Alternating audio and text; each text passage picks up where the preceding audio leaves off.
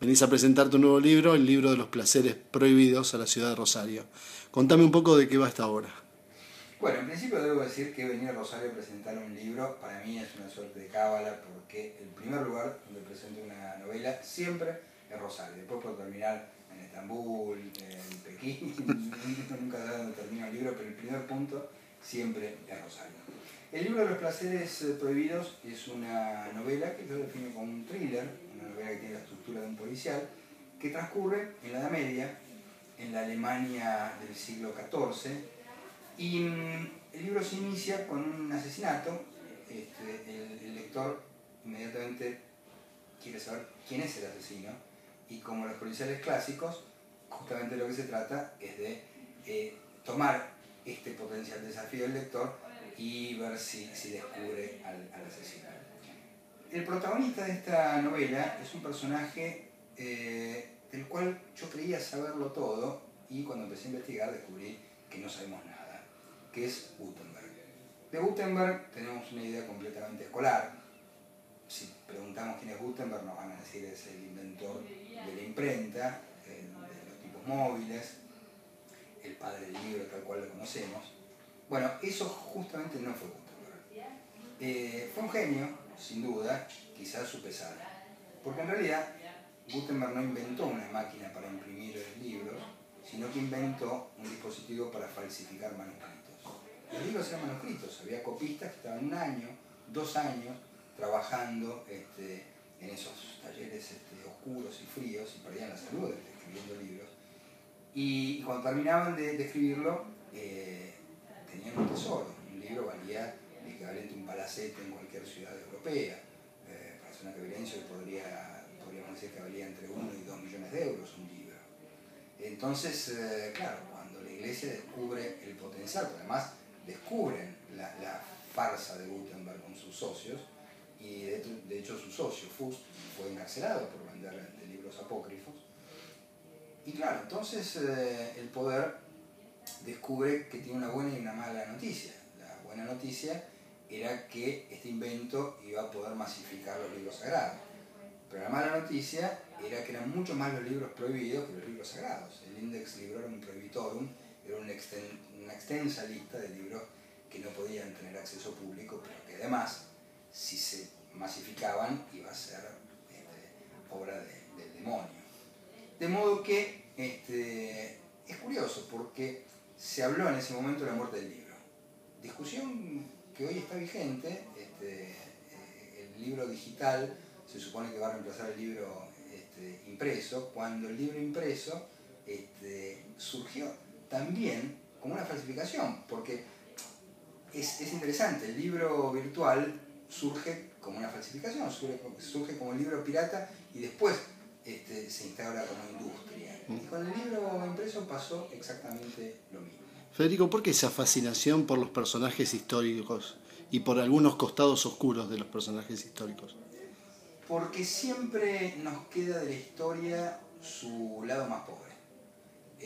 Me parece que lo fantástico de la literatura, de la narrativa, es que los autores, por el camino de la ficción, podemos reconstruir la historia, y yo creo que es una herramienta sumamente válida la ficción. Yo creo que muchas veces, paradójicamente, la ficción, que se supone que es una mentira, cuenta mucho más de lo que sucedió en verdad que lo que los propios historiadores no quieren hacer creer. Entonces, yo investigué muchísimo para escribir esta novela. De hecho, viajé a Alemania, estuve un largo tiempo en Berlín, estuve en Mainz.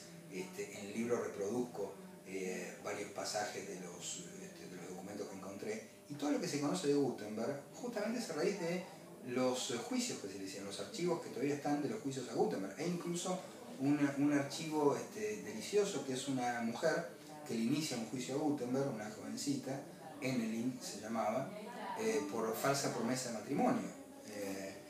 Claro, ella era hija de un noble muy rico, y el tipo se juntó con ella y la limpió.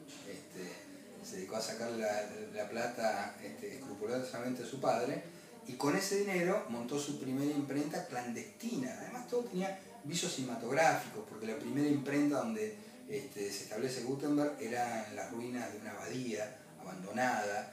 El tipo ahí tiene apariciones místicas, alucinaciones. Bueno, en todos esos juicios aparecen estos fragmentos de la vida oscura de Gutenberg, que claro, uno se pregunta por qué nos llega algo tan distorsionado. Porque hoy en día Gutenberg es un héroe alemán, y a los alemanes no les gusta que se metan con... Digo, a ningún país le gusta que se metan con sus héroes nacionales. Pero yo en el libro hablo de Koster, que fue el maestro de Gutenberg, a quien Gutenberg le roba la idea del tipo móvil. Y entonces en Holanda compraron los derechos muy rápidamente porque se sienten reivindicados. Los alemanes lo están pensando, no saben qué van a hacer. ¿Siempre hay una historia ahí de amor media complicada en la historia real y en tus historias? Sí, y no solamente historias de amor. Elena está muy, muy enamorada de Gutenberg. Pero además está la otra historia, porque estas otras pasiones, que quizás no tienen tanto que ver con el amor, sino, dice llanamente, con el placer, porque es el libro del placer prohibido, es la que da lugar a esta serie de asesinatos. Porque los asesinatos se producen dentro de un burdel, empiezan a aparecer prostitutas muertas, y en realidad pocos clientes saben que no se trataba de prostitutas, que en realidad ese lugar era todo lo contrario. Era un monasterio, y que las mujeres que atendían a los presuntos clientes en realidad eran sacerdotisas, pero eran sacerdotisas del viejo culto de Ishtar, de las religiones babilónicas, que tanto espantaron a la cultura judeo-cristiana. De hecho, bueno, en el Antiguo Testamento se habla del Apocalipsis a manos de la gran prostituta de Babilonia. Bueno, es interesante porque antiguamente la sexualidad no solamente no era algo pecaminoso, sino que era algo sagrado. Y sagrado al punto que se daba en los templos. Digo, valía la pena ir a misa en aquel entonces. Después le sacaron la parte más linda, digamos, de la religión, que fue el sexo. Y justamente la convirtieron en algo culposo, pecaminoso, cuando naturalmente, digamos, era algo sagrado. Entonces, parece que alguien temía que merced a este libro de los placeres prohibidos y al invento de Gutenberg, que se juntaran estos dos acontecimientos y entonces volviera la vieja prostituta de Babilonia a encender la chispa del Apocalipsis. La última. Vos dijiste que siempre venís a presentar tus libros a Rosario, dijiste que era una suerte de cábala. ¿Hay alguna otra razón? ¿Es simplemente porque te queda cerca de Buenos Aires? ¿O? Podría decir que también por alguna extraña razón que desconozco de la genética, las rosarinas son las mujeres más hermosas del mundo, pero no es esa la razón. Porque tengo muchísimos afectos aquí en Rosario. A través de todos estos años me hice muchísimos amigos y sobre todo mis principales amigos son mis lectores, que aquí en Rosario cada vez que presento un libro afortunadamente vienen muchísimos, y para los escritores es un privilegio poder escuchar la voz de los lectores, porque siempre ellos nos escuchan a nosotros, esa sonoridad que tiene la palabra escrita, pero poder escuchar la palabra del lector para un autor es sumamente valioso, y aquí en Rosario la verdad es que hay unos lectores no solamente muy numerosos, sino muy buenos. Muchas gracias.